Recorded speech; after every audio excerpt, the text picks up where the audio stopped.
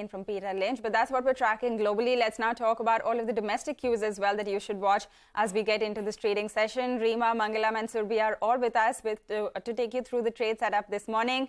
Guys, a very good morning to all of you. Reema, let me come to you first. We were going through the global setup. Looks like we're in for a bit of a negative start, but take us through everything we should watch. Well, it looks like the start could be negative, but as you pointed out, markets have started recovering in Asia as well. And even if you track the US futures, there is a bit of a recovery. So let's see whether this beat on the tech earnings from Microsoft as well as Alphabet can have a rub-off impact on the global markets and propel them higher. For the SGX Nifty, as you said, it's slightly lower in trade, but we'll be tracking if there is an improvement from here. Yesterday, the Nifty slipped from levels of 17,800 in late trade to close absolutely flat.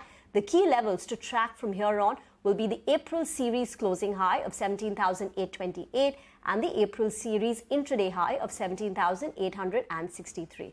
Yesterday, you had the DIIs buy 563 crore in the cash market, but the DII buy figure has been coming down. On Friday, they bought nearly 1,600 crore in the cash market. On Monday, their buy figure was almost approaching 1,200 crore, but yesterday it's come down to 563 crore. The FIs net sold 407 crore in the cash market. Net, we're looking at an institutional buy figure of 157 crore. Lots of earnings to track, and they've largely been pretty okay. So whether it's Bajaj Auto or Tata Consumer, AU Small Finance, there have been more hits than misses in the earnings picture. So that on the sidelines is positive for the momentum. Remember, we are close to the expiry. Tomorrow is the expiry for the April series.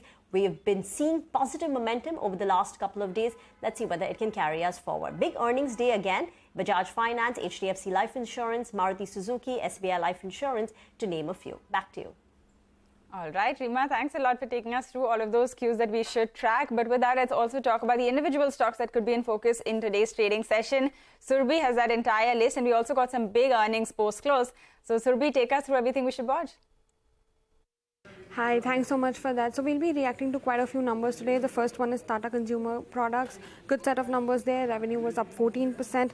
The EBITDA was up 15%. Margins have come in stable at around 14%. Next is Bajaj Auto. Again, a stable set of numbers. Revenue was up nearly 12%. The EBITDA was up 26%. And margins have come in higher by nearly 200 basis points at 19% versus 17% same time last year.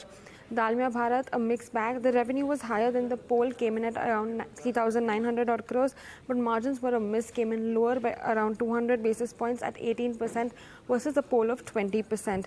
AU Small Finance Bank, the deposits saw a growth of 32% on a year-on-year basis and close to 14% sequentially. The AUM was up 25% on a year-on-year basis.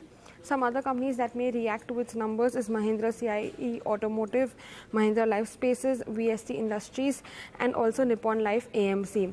Few other companies that we'll be watching out who will be announcing their results today are Bajaj Finance, HDFC Life, SBI Life, and Maruti Suzuki.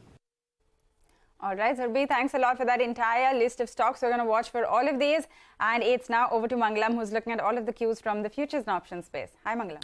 So there has been a fair amount of consolidation in the markets. The range in the for the Nifty of the last 1 week is actually the range which we're looking at for the market to sustain in the near future as well. 17,554 at the lower level and 17,800 at the higher level itself. And that's where the consolidation has happened yesterday as well. The minute we crossed way past the higher levels or approached near the 17,800 mark, we could see a bit of a sell-off. But then the Nifty consolidated. The cues coming in from the cash market net each other off. The FI is selling 400 crores. The DI is buying about 560 crores. A net positive of 150 crores. But what's positive is that the expiry week continues to favor the bulls. The FIs continue to cover their short positions. And while they net bought around 527 crores in index futures, there was short covering to the tune of 7,000 contracts. And as a result of which, the FI long exposure from 44% has inched higher to around 45%. Yesterday was also financial services expiry, so no directional cues coming in from the FIs in the option space. But remember, the fulcrum of the market has now moved higher to 17,800. So the 17,800 call writers have been active, as have the 17,800 put writers. So together, the premium on this straddle is close to around 100 odd rupees. So the street basically is bracing itself for a range of 17,600 at the lower level and 17,900 at the higher level itself. And that really ties in with the technical levels as well. 17,625 is the 200-day moving average and 17,830 is the 100-day moving average itself. The put call ratio is inching closer to that 1.2 mark, which suggests overbought zones for the market. That also tells you that at higher levels, we may face some sort of supply problems. Today, the index to watch out for will be the mid-cap index because it's also Wednesday, weekly options expiry for the mid-cap index.